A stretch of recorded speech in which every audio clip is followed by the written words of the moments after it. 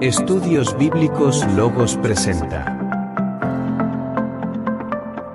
Gran enciclopedia temática y expositiva de la Biblia.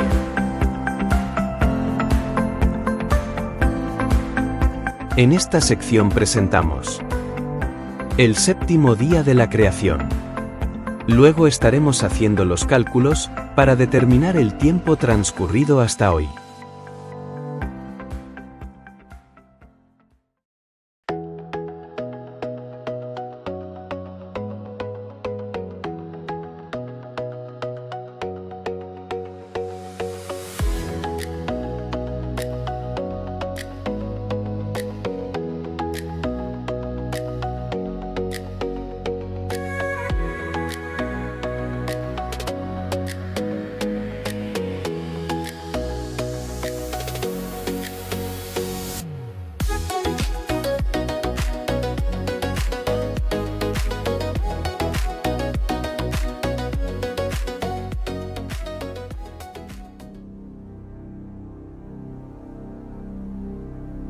El día séptimo.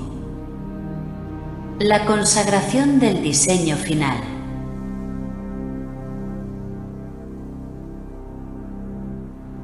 Y acabó Dios en el día séptimo la obra que hizo, y reposó el día séptimo de toda la obra que hizo. Génesis 2, verso 2.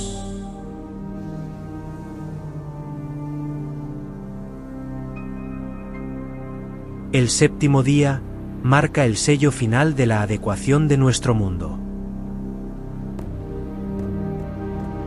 Para este momento, el escenario estaba totalmente listo. Y la vida, en todas sus formas, ya poblaba los cielos, los mares y la tierra seca. No faltaba ningún detalle por ajustar. La casa del hombre estaba terminada. El verdadero significado del reposo divino. Y bendijo Dios al día séptimo, y lo santificó, porque en él reposó de toda la obra que había hecho en la creación. Génesis 2, verso 3.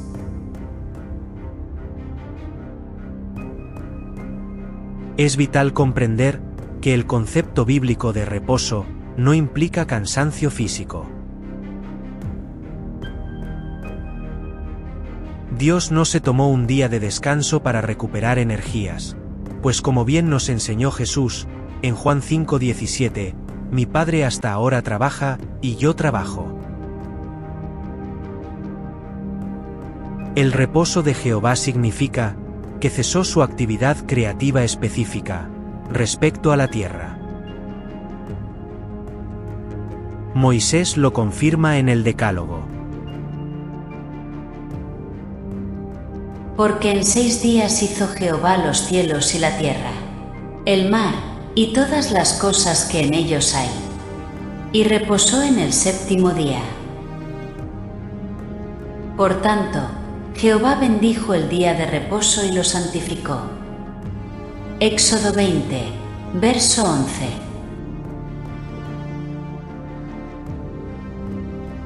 La Tierra, un milagro en la inmensidad del cosmos.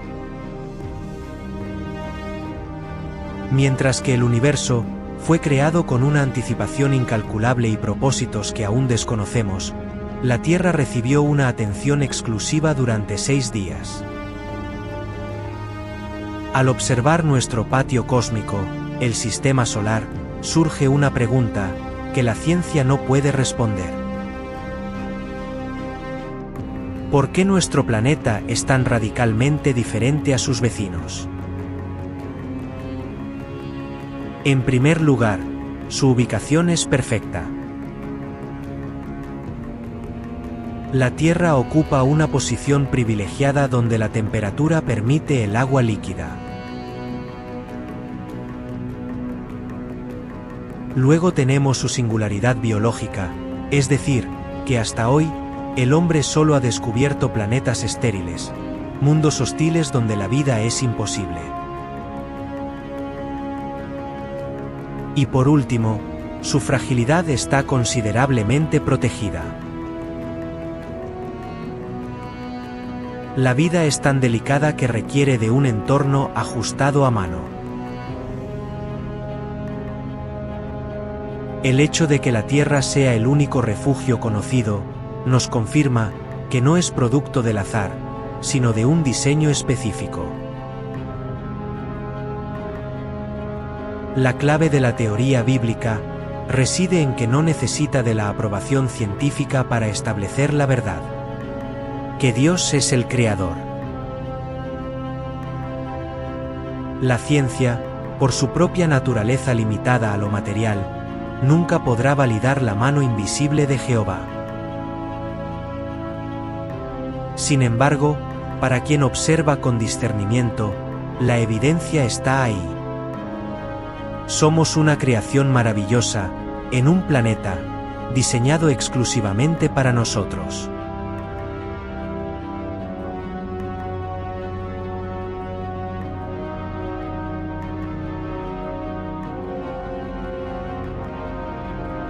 Los dinosaurios y el juicio del diluvio. Aunque la palabra dinosaurio no aparece en las traducciones modernas de la Biblia, ya que es un término acuñado apenas en el siglo XIX, el registro del Génesis no limita el tamaño de las criaturas.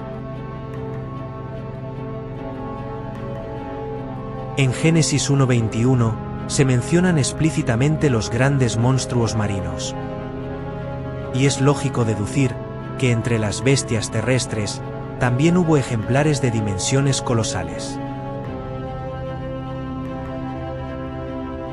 Un punto innegociable desde la perspectiva bíblica es su dieta. Estos gigantes fueron herbívoros.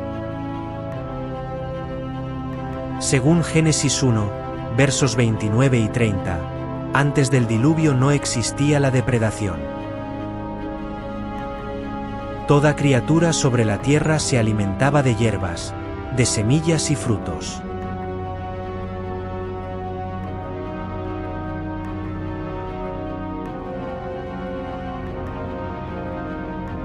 La geografía de la separación, el hombre y el gigante. Muchos se preguntan, ¿por qué la antigüedad no dejó registros escritos de estos animales? La respuesta reside en la distribución demográfica de la época. ¿Qué se quiere decir con esto? Que durante los primeros siglos, la descendencia de Adán ocupaba apenas una pequeña fracción del planeta. Aproximadamente el 10%. En el resto del mundo, la vida animal se multiplicaba sin control humano. Dios, en su soberanía, pudo haber formado a estas grandes bestias en regiones donde el hombre no habitaba, como América o Australia, evitando así el conflicto entre especies.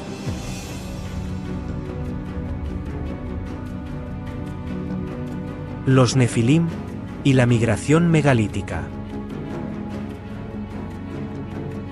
Los únicos que habrían cohabitado o conocido de la existencia de estos gigantes fueron los Nefilim. Gracias a su condición de semidioses y su estatura de hasta 6 metros, estos seres fueron los únicos con la capacidad de emigrar a rincones lejanos del globo. Esto explicaría el por qué, en lugares remotos encontramos, tanto restos de dinosaurios, como edificaciones megalíticas, que parecen imposibles de construir para un hombre común. El fin de una era por agua, no por meteoritos. La ciencia oficial propone que un meteorito extinguió a los dinosaurios hace millones de años. Sin embargo, esta teoría se apoya en pruebas radiométricas, como el carbono 14 o el uranio 235, que no son confiables, pues desconocen las concentraciones atmosféricas de la época.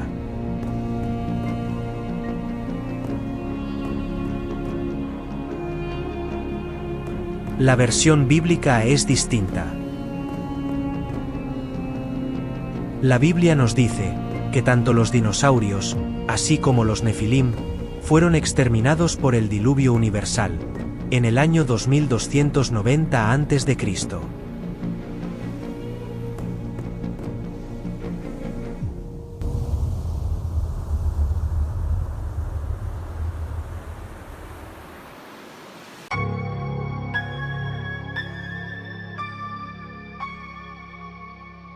Los cuerpos fueron sepultados bajo inmensas capas de lodo y sedimentos, arrastrados por las aguas, lo que permitió su rápida preservación como fósiles.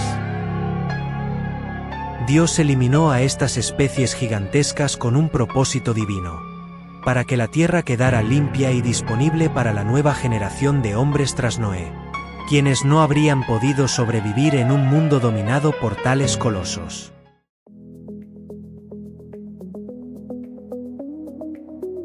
Como dato curioso, el proceso creativo que Dios inició no se ha detenido del todo.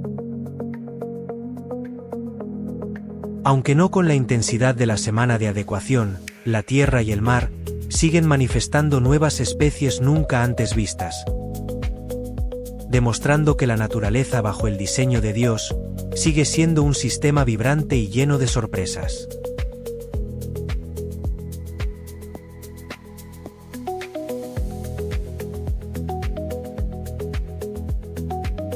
Buscando el año 1 de la creación. El desafío de la línea de tiempo.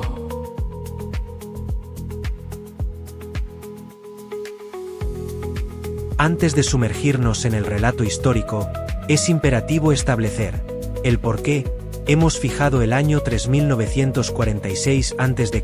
como el año 1 de la creación. Determinar cuántos años separan la formación de Adán del inicio de nuestra era cristiana, o el año 1, requiere un análisis exhaustivo que evite las inconsistencias comunes en otros estudios.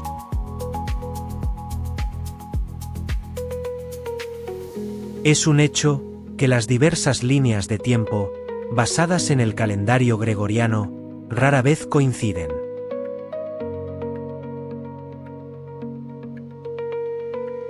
Investigadores y páginas web ofrecen datos dispares, especialmente al intentar convertir los años continuos de la Biblia o años desde la creación en años antes de Cristo.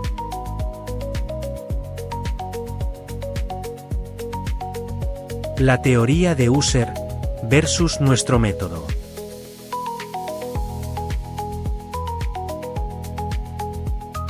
La propuesta más conocida históricamente es la del arzobispo James Ussher, 1581 a 1656, quien situó la creación en el año 4004 a.C. Sin embargo, el objetivo de esta obra no es analizar sistemas ajenos, sino exponer de manera sencilla y transparente los fundamentos propios, que nos llevan a una fecha distinta, y según nuestro criterio, más precisa.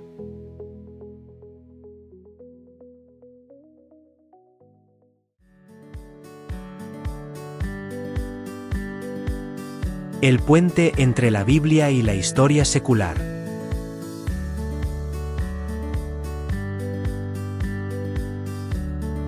Calcular los años desde Adán no es una tarea imposible, pero requiere una metodología estratégica. El misterio se resuelve al encontrar un evento sincrónico.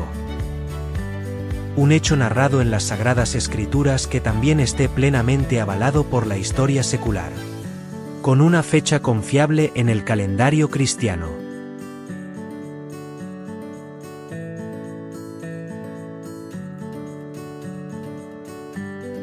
Para lograr esta conversión exacta, debemos considerar lo siguiente.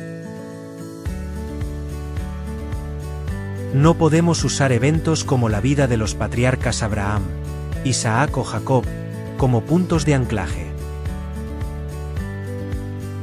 Tampoco las plagas de Egipto o el cruce del Mar Rojo ya que sus registros son exclusivamente bíblicos, y carecen de fechas precisas en las crónicas de otras civilizaciones antiguas.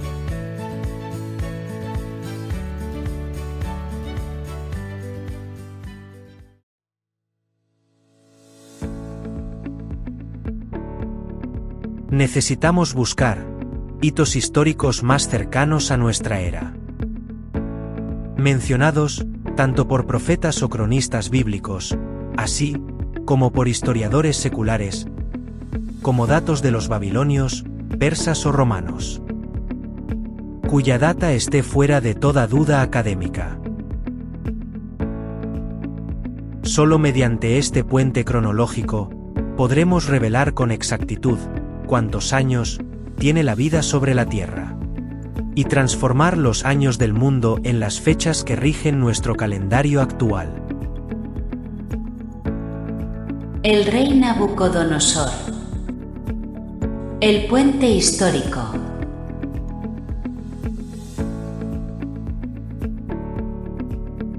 Para hallar el punto base de nuestro estudio, debemos mirar hacia el imperio neobabilónico. A diferencia de los patriarcas, el rey Nabucodonosor II es una figura cuya existencia y hazañas están documentadas por múltiples fuentes fuera de las escrituras. Tanto las crónicas babilónicas, así como los registros históricos universales, confirman que este emperador conquistó el reino de Judá y llevó cautivo a su pueblo. La historia secular establece con gran precisión que Nabucodonosor comenzó su reinado y su expansión imperial en el año 605 a.C., tras derrotar al faraón Necao de Egipto en la batalla de Carquemis y someter las regiones de Celesiria, Fenicia y Judea. La sincronía bíblica, el eslabón de Jeremías. Para engranar el calendario bíblico, que son los años continuos desde la creación, con el calendario gregoriano, que son los años antes y después de Cristo, necesitamos un versículo que actúe como una llave de conversión. Esa pista crucial se encuentra en la profecía de Jeremías. Palabra que vino a Jeremías acerca de todo el pueblo de Judá, en el año 4 de Joacim hijo de Josías, rey de Judá, el cual era el año 1 de Nabucodonosor, rey de Babilonia. Jeremías, capítulo 25, verso 1. Este texto es una joya cronológica por dos razones. Primero, identifica un año específico, el cuarto año de Joacim. Y segundo, lo vincula con un hecho secular, el primer año de Nabucodonosor, el 605 a.C. Gracias a esta coincidencia, podemos establecer una base matemática sólida. El año cuarto del rey Joacim es exactamente el primer año del rey Nabucodonosor. Esto significa que entre ese momento y el inicio de la era cristiana, año 1 después de Cristo, transcurrieron exactamente 605 años.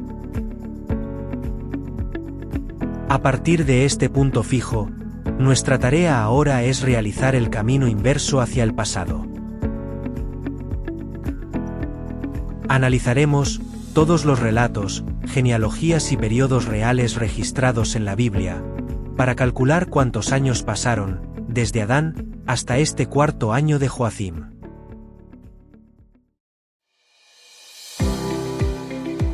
Al sumar ambas cifras, revelaremos con precisión matemática el año real de la creación y cuántos años han transcurrido hasta el presente.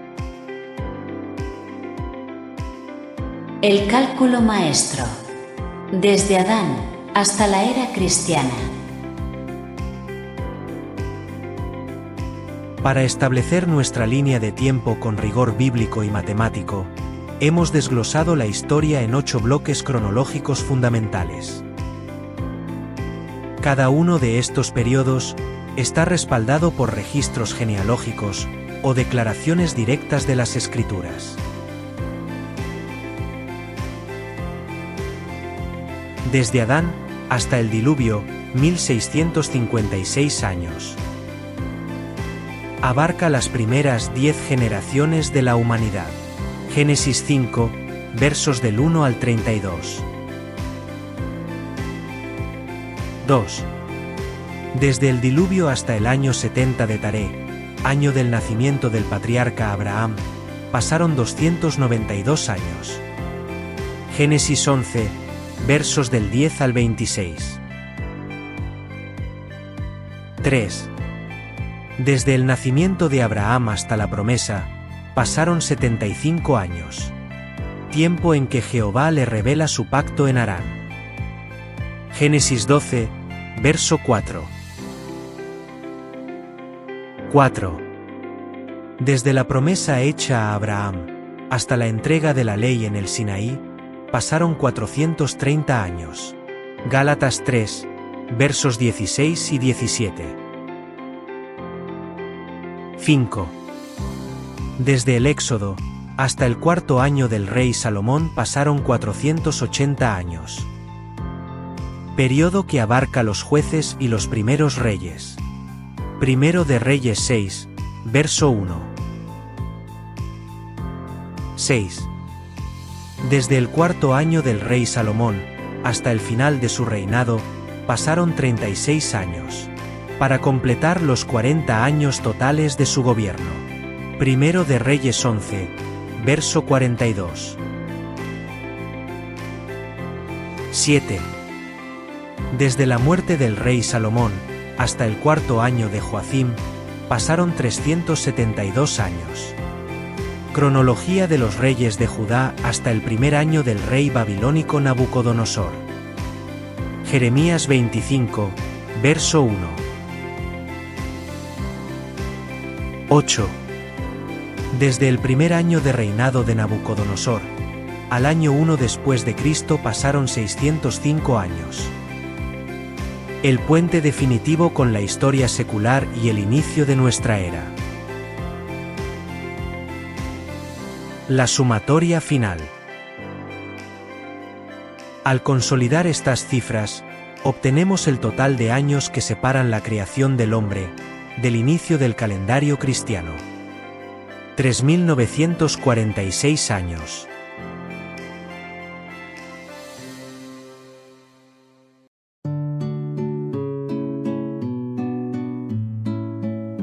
Gracias a este análisis exhaustivo, podemos afirmar con propiedad técnica y teológica que el año 1 de la creación coincide con el año 3946 a.C. y que el año 1 de nuestra era coincide con el año 3947 de la creación.